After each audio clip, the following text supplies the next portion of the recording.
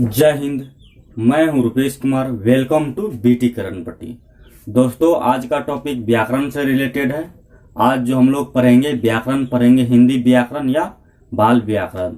तो चलिए टॉपिक जानते हैं। क्वेश्चन क्या है हमारा? क्वेश्चन है कि स्वर कितने प्रकार के होते हैं। स्वर कितने प्रकार के होते हैं?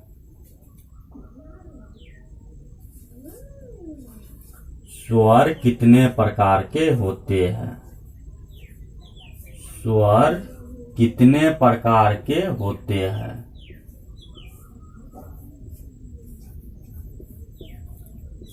प्रकार के होते हैं। ये हो गया आपका क्वेश्चन कि स्वर कितने प्रकार के होते हैं। चलिए अब इसका परिभाषा देते हैं कि स्वर 3 प्रकार के होते हैं। इसका आंसर हो जाएगा स्वर 3 प्रकार के होते हैं। स्वर 3 प्रकार के होते हैं। 3 प्रकार के होते हैं। एक में हो जाएगा ह्रस्व स्वर। ह्रस्व स्वर, दीर्घ स्वर और प्लुत स्वर। स्वर 3 प्रकार का होता है। ह्रस्व स्वर, उसके बाद हो जाएगा दीर्घ स्वर, और उसके बाद हो जाएगा प्लुत स्वर।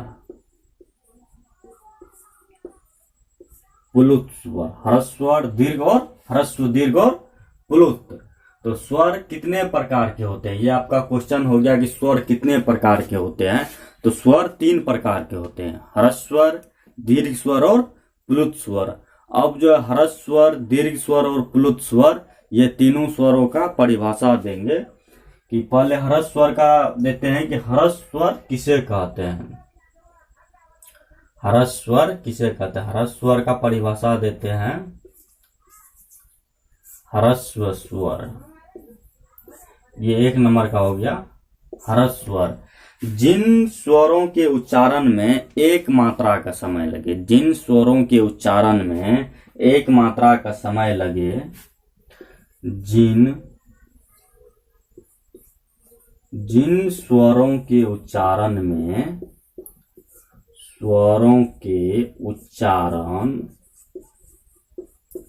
जिन स्वरों के उच्चारण में एक मात्रा का समय लगे। एक मात्रा का समय लगे,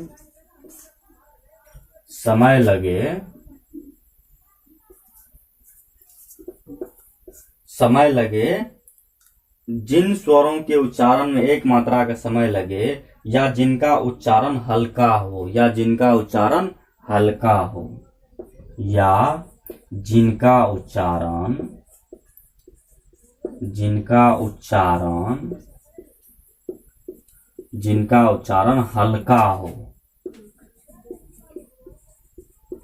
हो, उसे ह्रस्व स्वर कहते हैं। उसे ह्रस्व स्वर कहते हैं। उसे ह्रस्व स्वर कहते हैं। जैसे हो जाएगा,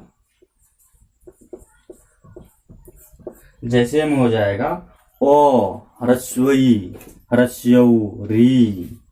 जैसे में ओ ह्रस्वई, ह्रस्यऊ, री,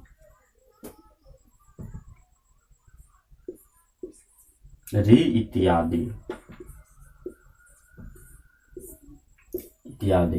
ये ह्रस्व स्वर। अब इसको थोड़ा परिभाषा जानते हैं कि ह्रस्व स्वर, जिन स्वरों के उच्चारण में एक मात्रा का समय लगे, या जिनका उच्चारण हल्का हो, उसे ह्रस्व स्वर कहते हैं। जैसे ओ बोलते तो इसका उच्चारण हमें हल्का लगता है, और बोलते जो है तो मेरा जो है आवाज भी थोड़ा नॉर्मली में निकलता है। ओ हर्षई, हर्षेऊ, री, इस सब में सबका उच्चारण जो है हल्का होता है, और ये ह्रस्व स्वर कहलाते हैं। चलिए अब जो दीर्घ स्वर है इसको देखते हैं कि दीर्घ स्वर किसे कहते हैं। नंबर 2 का दीर्घ स्वर। अब इसका परिभाषा देंगे दीर्घ स्वर। दीर्घ स्वर ये तो हो गया आपका ह्रस्व स्वर, ये हो गया दीर्घ स्वर। इसमें कह रहा है कि जिन स्वरों के उच्चारण में 2 मात्राओं का समय लगे उन्हें दीर्घ स्वर कहते हैं। जिन स्वरों के उच्चारण में 2 मात्राओं का समय लगे,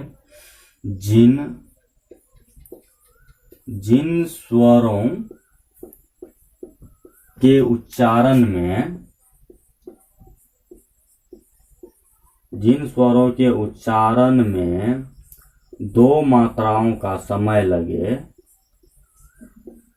2 मात्राओं का समय लगे,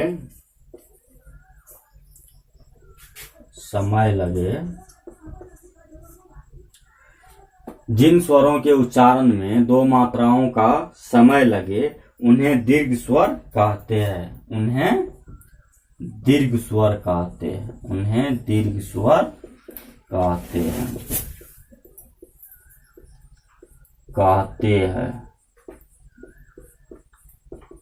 उन्हें दीर्घ स्वर कहते हैं।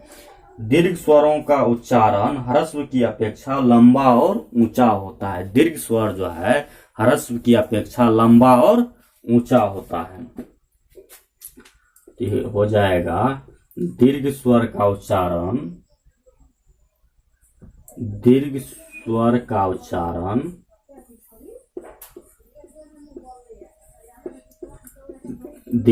का उच्चारण ह्रस्व की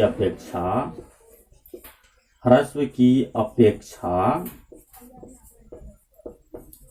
लंबा और ऊंचा होता है। लंबा और ऊंचा होता है। ऊंचा होता है। लंबा और ऊंचा होता है। जैसे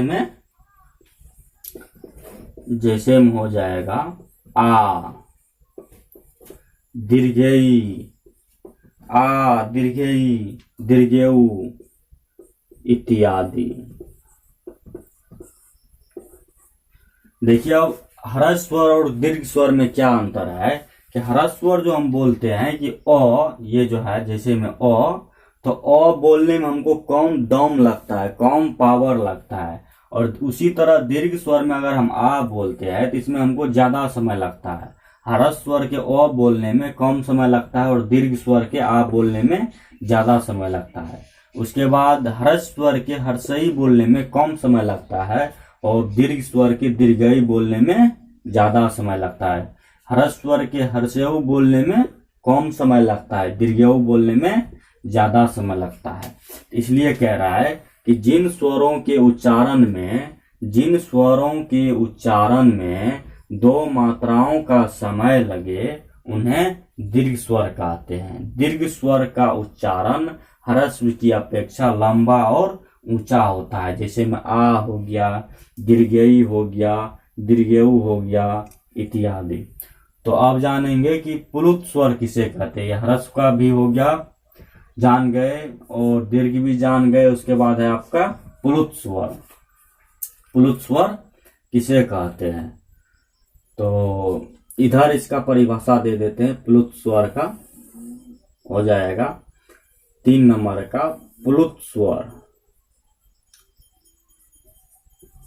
प्लुत स्वर इसमें होगा कि जिन स्वर के उच्चारण में 3 मात्रा का समय लगे। इसमें 1 मात्रा हुआ ह्रस्व में, दीर्घ में 2 मात्रा हुआ और प्लुत में 3 मात्रा।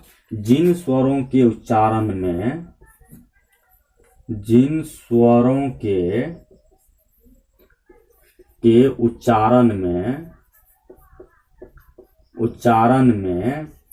3 मात्रा का समय लगे, 3 मात्रा का समय लगे। जिन स्वरों के उच्चारण में 3 मात्रा का समय लगे उन्हें प्लुत स्वर कहा जाता है। उन्हें प्लुत स्वर कहा जाता है। उन्हें प्लुत स्वर कहा जाता है।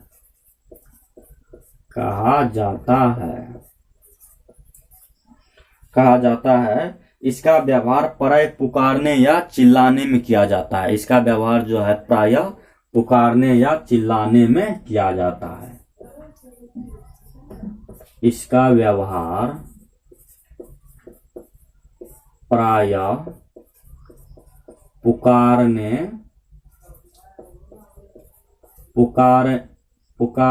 या चिल्लाने में किया जाता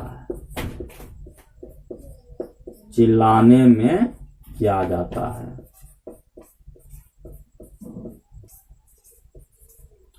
प्लुत स्वर, जिन स्वरों के उच्चारण में 3 मात्राओं का समय लगे। ह्रस्व स्वर में हो गया 1 मात्रा, दीर्घ स्वर में 2 मात्रा और प्लुत स्वर में 3 मात्रा। जिन स्वरों के उच्चारण में 3 मात्राओं का समय लगे उन्हें प्लुत स्वर कहा जाता है। इसका व्यवहार प्रायः पुकारने या चिल्लाने में होता है। जैसे में हो जाएगा कि हे राम,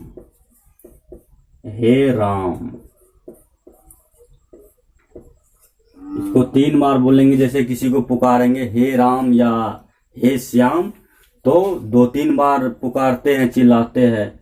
तो इसलिए कह रहा है कि जिन स्वरों के उच्चारण में 3 मात्रा का समय लगे उन्हें प्लुत स्वर कहा जाता है। इसका व्यवहार प्रायः पुकारने या चिल्लाने में होता है।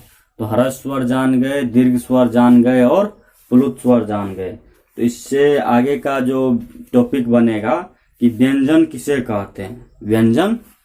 कहते हैं। तो इस वीडियो को लाइक एवं सब्सक्राइब जरूर कीजिएगा।